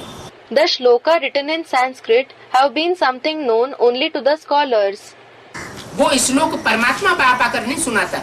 The Supreme Soul Father does not narrate those shlokas when he comes. वो तो असली भाव आकर के समझाता है। He comes and explains the real meaning. भोली माताएं संस्कृत आदि से क्या समझेंगी? What would the innocent mothers understand from the teachings in Sanskrit, etc.? क्या? What? भोली भोली माताएं हैं, वो तो इतनी पढ़ी लिखी भी नहीं होती हैं। उनके सामने परमात्मा बाप आकर के संस्कृत सुनाने लगे, संस्कृत के श्लोक सुनाने लगे। There are innocent mothers. They are not so educated. If the Supreme Soul Father comes before them and starts narrating in Sanskrit, the Sanskrit shlokas, तो वो तो बेचारी कुछ नहीं समझेंगी। then the poor ones will not understand anything. तो ये विद्युता आकर के परमात्मा सुप्रीम सोल आकर नहीं झाड़ता। So, the Supreme Soul does not display his scholarship when he comes. वो तो सीधे सीधे शब्दों में आकर के ज्ञान को सुनाता है, जो गीता ज्ञान दिया हुआ है संस्कृत गीता में। He comes and narrates the knowledge that is in the Sanskrit Gita in simple words. Gita वही है, लेकिन उसके अर्थों में अंतर पड़ जाता है। It is the same Gita, but a difference arises in its meanings. तो इन माताओं के लिए भोलानाथ बाबा आते। So Bholanath Baba comes for these mothers. ये माताएं बेचारियां तो घर के काम आदि में रहती हैं। These poor mothers remain engaged in the household chores, etc. ये तो अभी फैशन पड़ा है, जो नौकरी आदि के लिए निकल पड़ी है। It is a fashion now that they have come out for jobs. ये फैशन भी कहाँ से आया कि माताएं बाहर जाकर के नौकरी करती हैं? From where did this fashion of mothers going out for jobs come? हैं? विदेशों से ये फैशन आया है। This fashion has come from foreign countries. तो बाबा आप बच्चों को ऊंच से ऊंच पढ़ाई पढ़ाए रहे हैं, So, Baba is teaching the highest knowledge to you children. जो बिल्कुल ही कुछ नहीं पढ़ते थे उन्हों को पहले पहले कलश आकर के रखते। He first of all comes and places the pot on those who didn't used to study anything. जो शास्त्रों में गायन है क्या? It is mentioned in the scriptures. What? शास्त्रों में क्या गायन है? What is mentioned in the scriptures? ज्ञान का कलश किसको दिया? Who was given the pot of knowledge? A student. It was given to mothers. कौन सी माता को दिया? To which mother did he give it? The student, Jagdamba. Jagdamba को भी दिया और लक्ष्मी को भी दिया। He gave it to Jagdamba. He also gave it to Lakshmi. सागर मंथन हुए, The churning of the ocean took place. देवताओं और असुरों ने जो सागर मंथन किया, The churning of the ocean, which the deities and the demons did, ज्ञान सागर का जो मंथन किया, they did the churning of the ocean of knowledge. उस मंथन से जो रतन निकले, उन रतनों में विशेष कलश निकला। A pot came out, especially among the jewels that emerged from that churning. उस ज्ञान कलश का जो भार है वो किसके ऊपर दिया? Who was given the responsibility of that pot of knowledge? Lakshmi Jagdamba के ऊपर दिया। It was given to Lakshmi, Jagdamba. तो बोला तो बाबा आप बच्चों को ऊंच पढ़ाई पढ़ा रहे हैं। So it was said, Baba is teaching the highest knowledge to you children. तुम्हारे ऊपर कलश रखते हैं पढ़ाई का। He places the pot of knowledge on you. यूँ तो भक्तियाँ सीताएं सब हैं। In a way, all are female devotees, meaning Bhaktiya, Sita. Ram आए हैं रावण की लंका से मुक्त करने के लिए। Ram has come to liberate them from the Lanka of Ravan. Lanka. Lanka is the land of Ravan. दुखों से मुक्त करने के लिए आए हैं। He has come to liberate them from sorrow. फिर जरूर बाप के घर ही जाएंगे Then certainly they will go just to the father's house, और बाप के साथ ही जाएंगे। and they will go along with the father himself. और कहाँ जाएंगे? Where else will they go? याद भी घर को करते हैं, हम दुख से मुक्ति पावे। It is the home that they remember. They think we should be liberated from sorrow. बच्चे जानते हैं बीच में किसको भी मुक्ति नहीं मिलेगी। Children know that no one will attain liberation in the middle. क्या? What? जैसे मनुष्य गुरु कहते चले आए Just like the human gurus have been saying कि महात्मा बुद्ध ने जो ज्ञान सुनाया उससे निर्वाण को प्राप्त किया। that Mahatma Buddha attained nirvana, meaning liberation through the knowledge he narrated. तो चाहे सतयुग हो, चाहे त्रेता हो, चाहे द्वापर हो, चाहे कलयुग हो, किसी युग में कोई भी मुक्ति को नहीं प्राप्त करता। Whether it is the golden age, the silver age, the copper age or the iron age, no one attains liberation in any age. कोई निर्वाण धाम वापस नहीं जा सकता। No one can return to the soul world. अगर कोई निर्वाण धाम वापस गए होते तो दुनिया की आबादी कम हुई होती या बढ़ती? Had anyone returned to the soul world, then would the population of the world have decreased or increased? दुनिया की आबादी तो कम हो जानी चाहिए, लेकिन नहीं। The population of the world should decrease. But no. इस सृष्टि पर जो भी आया Whoever came to this world, वो अज्ञानता में जन्म मरण के चक्र में आकर के नीचे ही गिरता चला गया। he entered the cycle of birth and death because of ignorance and kept falling. Mentality नीचे गिरती चली जाती है। The mentality keeps degrading. काम क्रोध लोभ मोह अहंकार बढ़ते चले जाते हैं। Lust, anger, greed, attachment and ego keep increasing. बुद्धि विकृत होती जाती है। The intellect keeps becoming vicious.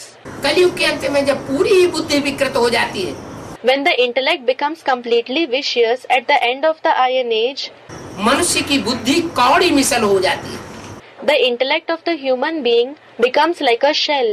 कौड़ी की शेप के मिसल बुद्धि ऐसी बन जाती है जिसमें और कुछ याद नहीं आता सिवाय विकृतियों की। The intellect becomes just like the shape of a shell. It becomes such that nothing other than vices comes to the intellect. तब परमात्मा आकर के वो ज्ञान देता है। Then the Supreme Soul comes and gives such knowledge जो उस कौड़ी जैसी बुद्धि को हीरे जैसा बनाता है। that he transforms the shell-like intellect into a diamond-like intellect. तो हीरे जैसा बनाने वाला, So, the one who makes us diamond-like, कौड़ी लेने वाला, the one who takes shells, और क्या देने वाला? and what does he give? हीरा जैसा देने वाला, वो एक भोलानाथ इस सृष्टि पर आया हुआ है। He is the one who gives a diamond-like intellect. That one Bholanath has come to this world. सबको तमो प्रधान से सतो प्रधान बनाता है। He transforms everyone from Tamo Pradhan to Sato Pradhan. Tamo Pradhan meaning dominated by darkness or ignorance. Sato Pradhan meaning consisting in the quality of goodness and purity. मुख्य जो foundation थुर है इस सृष्टि का वो सड़ जाता है। The main foundation of this world, the trunk, decays. Gita में भी सृष्टि वृक्ष बताया हुआ है। The world tree is mentioned in the Gita as well. क्या ये सृष्टि वृक्ष ऐसा है जिसकी मूल जड़ सड़ गई है देवी देवता सनातन धर्म की? What? This world tree is such that its main root, the root of the ancient deity religion, has decayed. बाकी सब धर्म खड़े हुए हैं। All the remaining religions exist. सनातन धर्म उसमें सड़ांध लग गई। The ancient deity religion has decayed. तो बोला वो धर्म अब प्रायः लोप हो चुका है।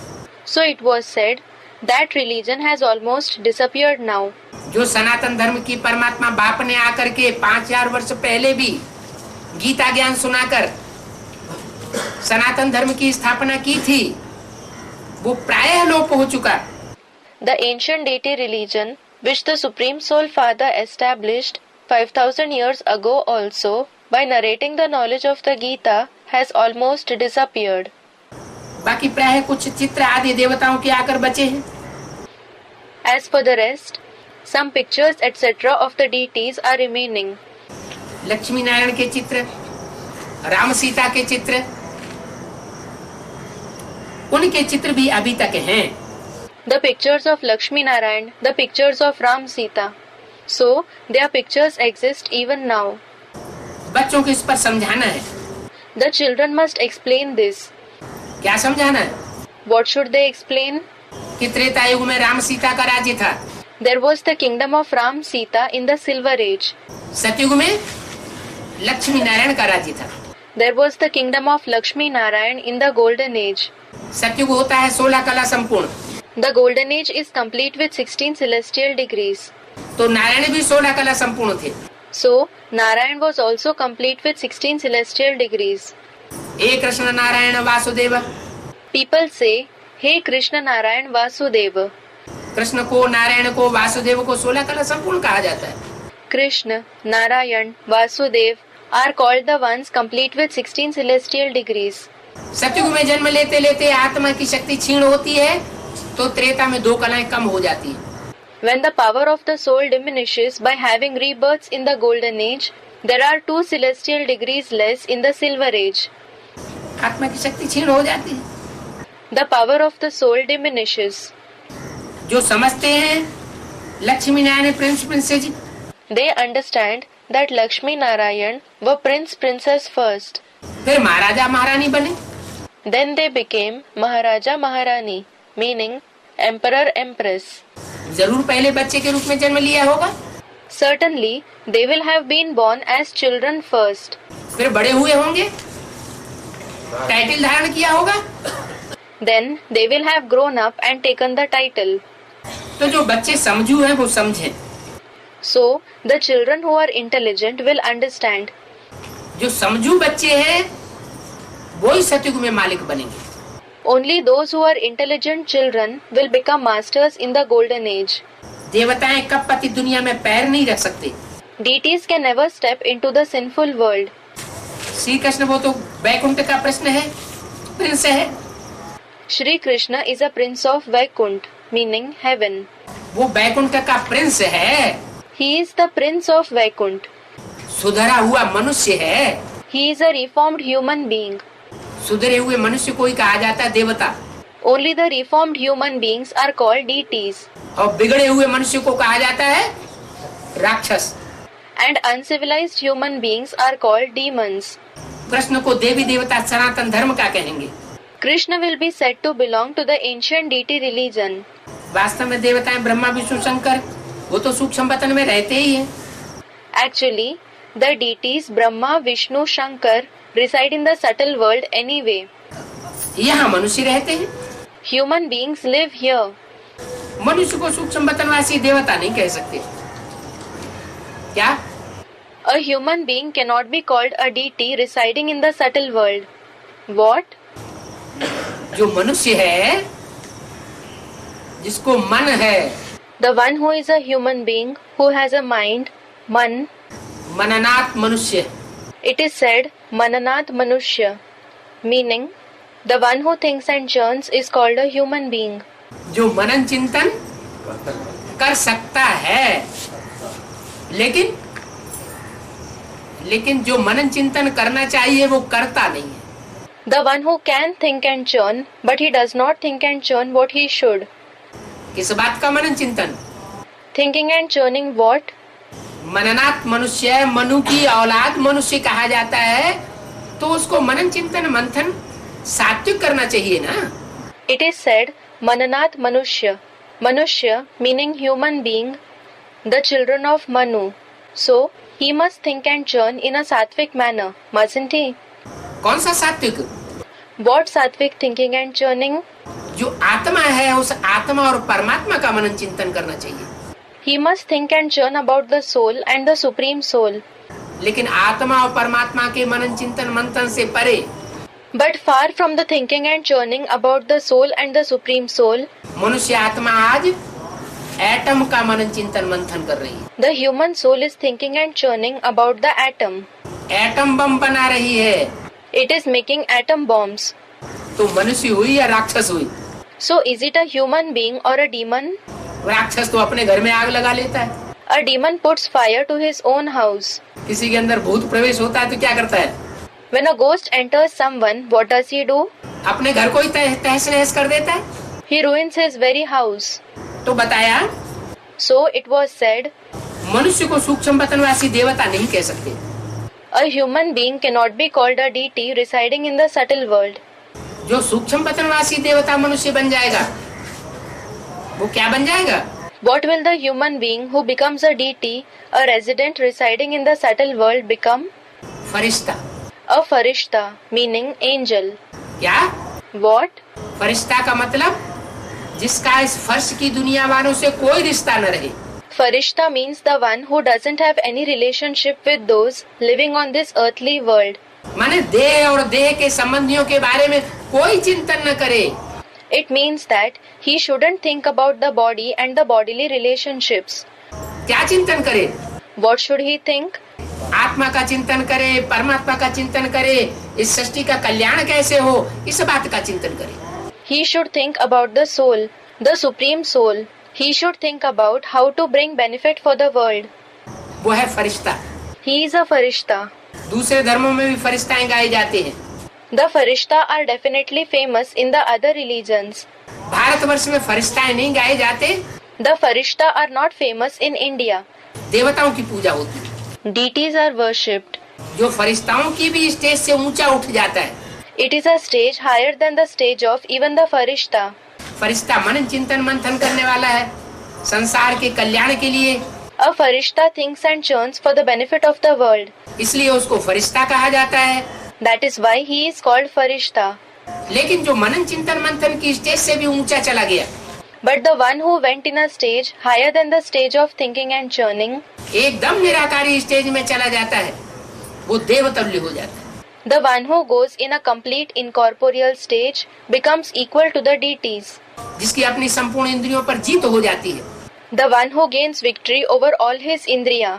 तो बोला मनुष्य को सूक्ष्म वतनवासी देवता नहीं कह सकते। So it was said, human beings cannot be called deities, the residents of the subtle world.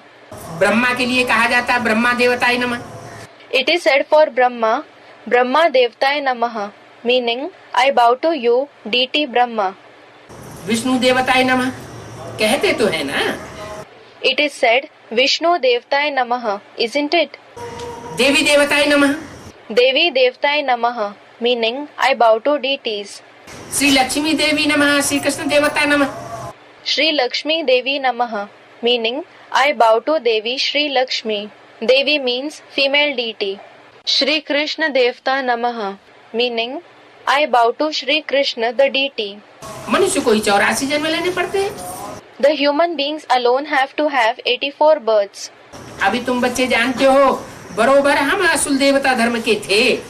Now you children know, certainly we belonged to the true deity religion. अभी हम दूसरों को दुख देने वाले राक्षस बन पड़े।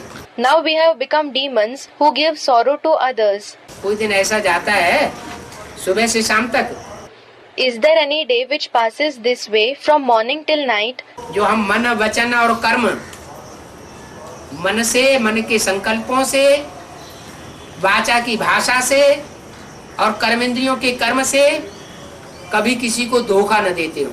when we don't deceive anyone through the mind, speech and actions, through the mind, through the thoughts of the mind, through the language of speech and through the actions of the karmendriya? दुख न देते हो, Is there any day when you don't give sorrow to anyone, तंग न करते हो अथवा खुद तंग न होते हो? when you don't trouble anyone or you yourself don't get troubled? जो न दूसरों को तंग करता है The one who neither troubles others न दूसरों से तंग होता है, उसके लिए गीता में बोला है nor does he get troubled by others. It is said in the Gita for such ones, यशमान्नोद्विजते लोको लोकान्नोद्विजते च यः। Yasamanno dvijate loko lokanno dvijate chayah, meaning the one who neither annoys the world nor does he get annoyed by the world. ज्ञान सारा वही है गीता का, The entire knowledge is of the same Gita. जो संसार को उद्वेग पैदा करने के निमित्त नहीं बनता The one who doesn't become an instrument to annoy the world और जो संसार के लोगों से उद्वेगित नहीं होता, and the one who doesn't become annoyed by the people of the world, माने खुद दुखी नहीं होता और दूसरों को दुख देता भी नहीं। that means he neither becomes sorrowful himself nor does he give sorrow to others. बाबा भी हमको क्या सिखाते हैं? What does Baba also teach us? कैसी स्टेज धारण करनी है? What kind of a state should we attain? न दुख लेना है और न दुख देना है। Neither should we take sorrow nor should we give sorrow. तो तुम बच्चे जानते हो हमारा धर्म बहुत सुख देने वाला है। So you children know that your religion gives a lot of happiness. क्या? What?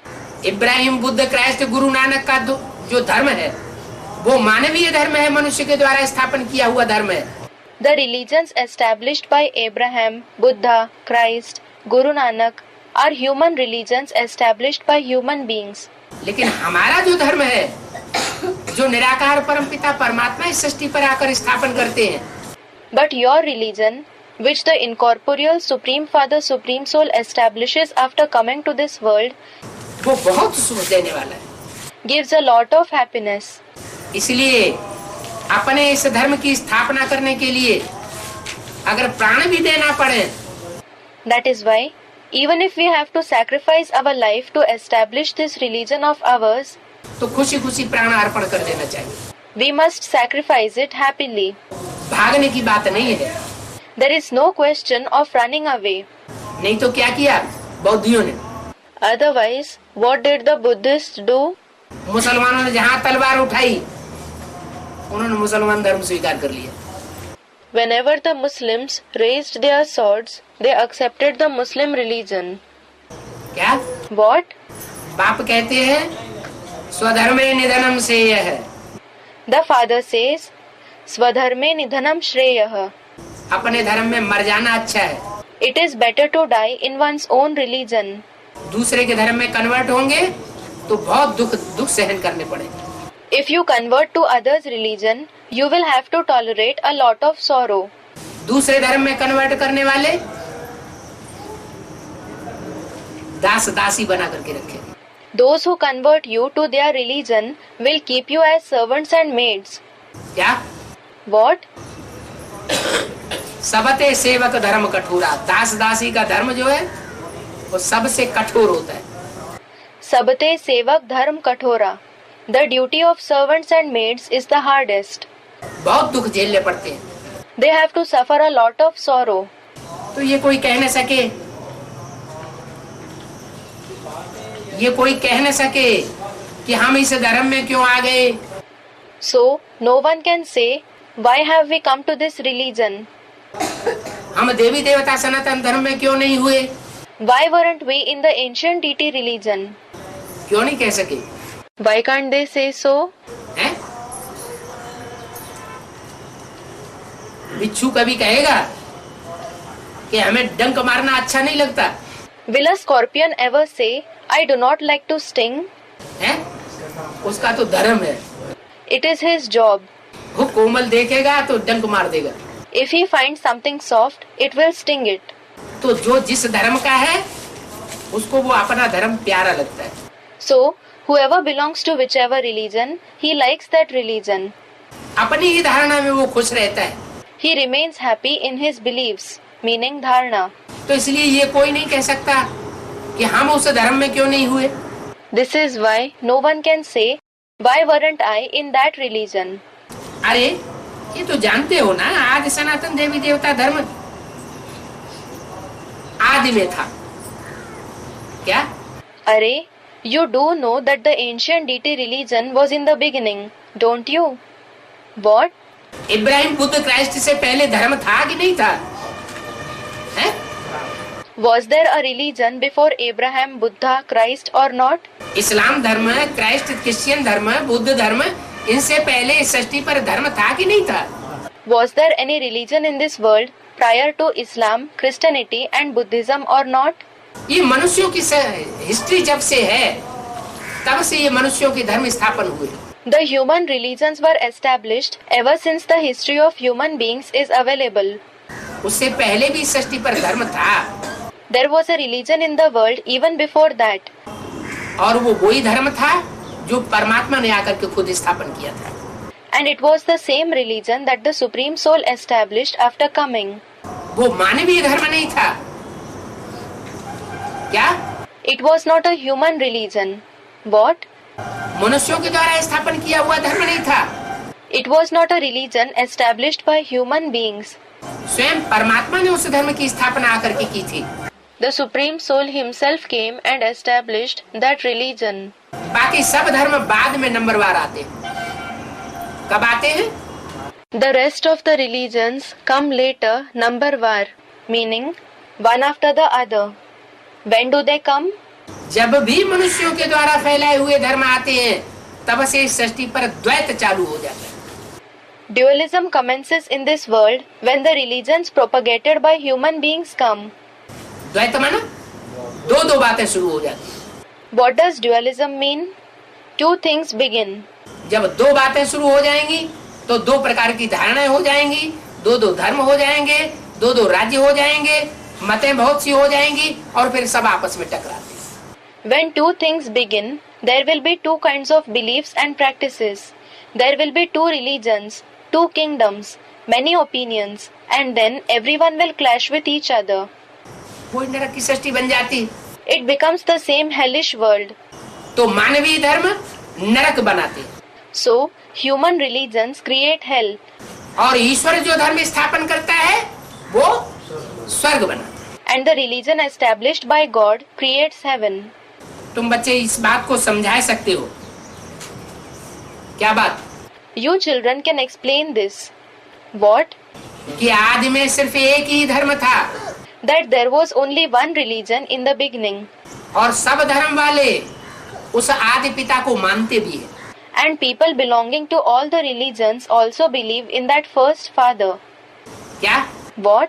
क्रिश्चियन की बाइबल में भी है एडम और ewe.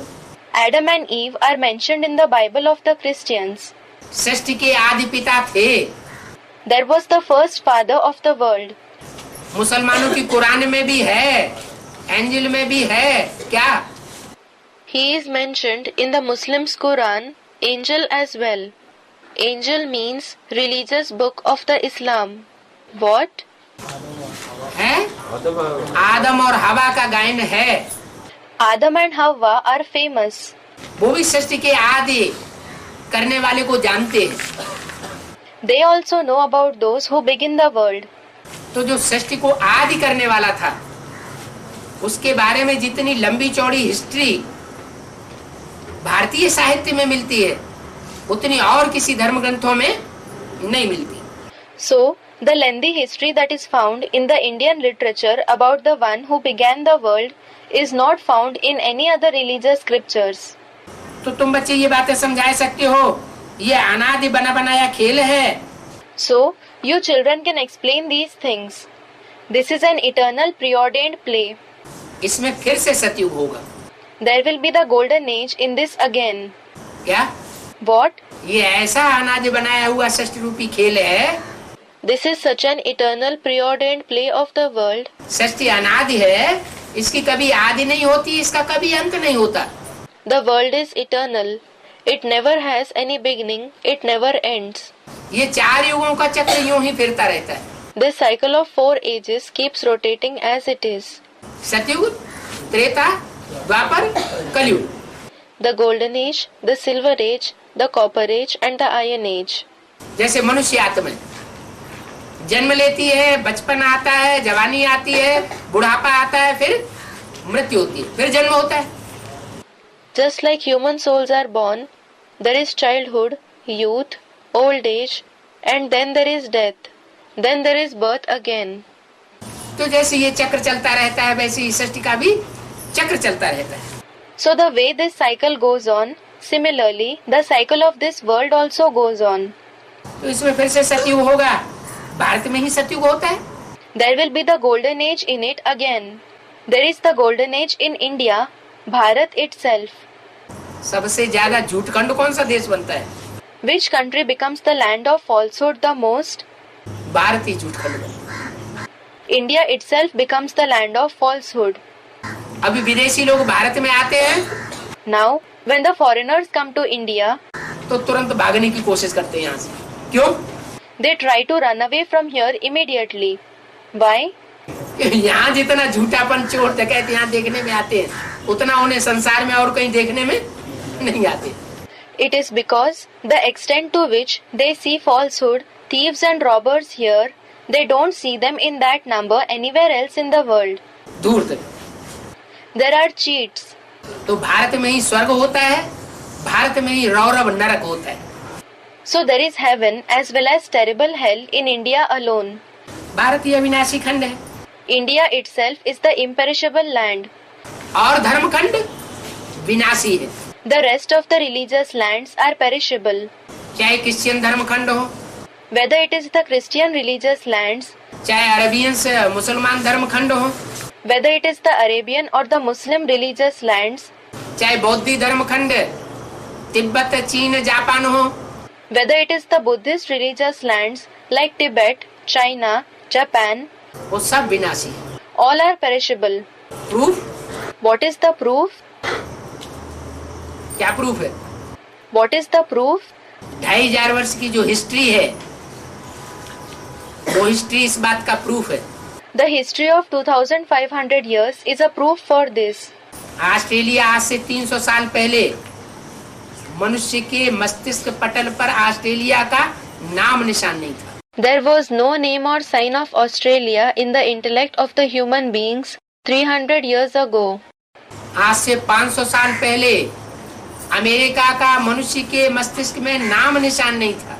There was no name or sign of America in the intellect of the human beings 500 years ago.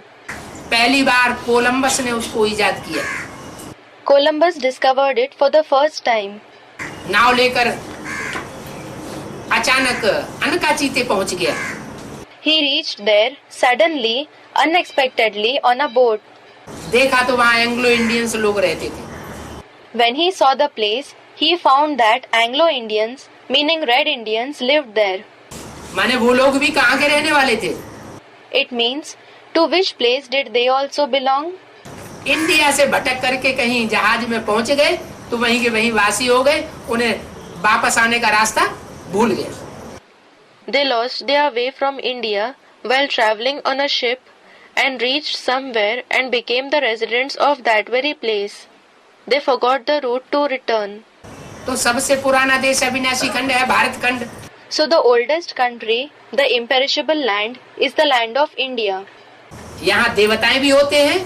The deities also exist here.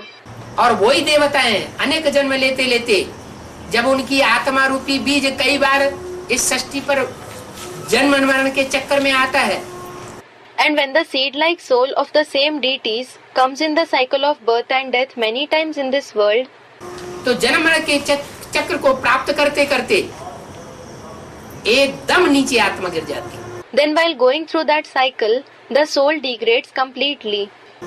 विदेशियों की आत्मा इतनी नीचे नहीं गिरती। The souls of the foreigners do not degrade that much. दूसरे धर्म खंड वालों की आत्मा इतनी नीचे नहीं गिरती जितना भारतवासी नीचे गिरते हैं। The souls belonging to the other religious lands do not fall as much as the Indians. ये देवताएं भी थे और आखिरी जन्म में आकर के दैत्य जैसे बन जाते हैं। They were deities, and in the last birth, they become like demons. तो बाप का जन्म भी यहाँ होता है। So, the birth of the father also takes place here itself. Supreme soul बाप भी इसी भूमि पर आता है। The Supreme Soul Father also comes on this land alone. जो सबसे गिरा हुआ है, उस सबसे ज्यादा गिरे हुए को उठाने वाला एक परमपिता परमात्मा वो भी भारत में आता है।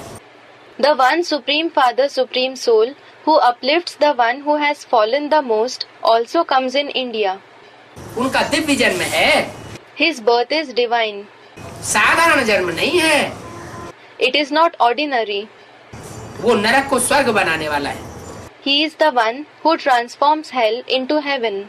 अभी जो भारत पहले स्वर्ग था सतयुग में, India, which was heaven in the golden age, नाम क्या था उसका? what was its name? सत्ययुग। Satyug, meaning the golden age, literally the age of truth. वही भारत अभी नरक बन पड़ा है। That Bharat itself has become hell now. स्वर्ग को याद तो जरूर करते हैं। People certainly remember heaven. क्या What?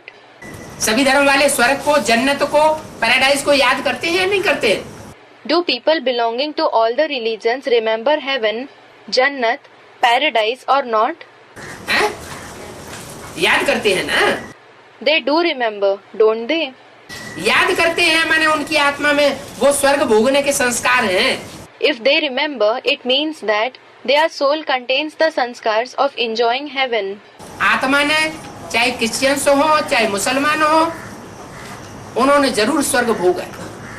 The souls, whether they are the Christians, the Muslims, they have definitely experienced heaven. वो स्वर्ग अब इस सृष्टि पर फिर आने वाला है। That heaven is going to come to this world again. नरक को स्वर्ग बनाने वाला वो परमपिता परमात्मा इस सृष्टि पर आया हुआ है। The Supreme Father, Supreme Soul, who transforms hell into heaven, has come in this world. तो कब आते हैं? ये तुम बच्चों को नॉलेज मिली है। You children have received the knowledge about when he arrives. दुनिया इन बातों को नहीं जानती। The world doesn't know about this. हमें तो शक की कोई बात नहीं There is nothing to doubt for us. कि ये बात ऐसे क्यों है। Why it is like this? हमें कोई बात में शक अनिश्चय पैदा नहीं होता। We do not have any doubt, faithlessness in anything. अगर कोई उल्टे सुल्टे प्रश्न करते हैं तो कहा जाता है If anyone asks any improper questions, they are told, कि पहले बाप और वर्षे को याद करो। first, remember the father and his inheritance. क्या What? ढेर सारे प्रश्नों की डिटेल में उनको ले जाने की जरूरत नहीं है। There is no need to give them the detail, meaning explanation of numerous questions. पहले क्या करो? What should you do first? पहले अपने बाप को पहचानो और जो बाप सुख शांति का वर्षा देने वाला है, बेहद का बाप, उस वर्षे को पहचान। You should tell them, first, recognize your father and recognize the inheritance of happiness and peace that the unlimited father is going to give. अगर इन दो बातों को पहचान लिया तो तुम्हारे सारे प्रश्नों का समाधान स्वतः ही हो जाएगा। Om Shanti. If you recognize these two things, all your queries will be automatically answered. Om Shanti.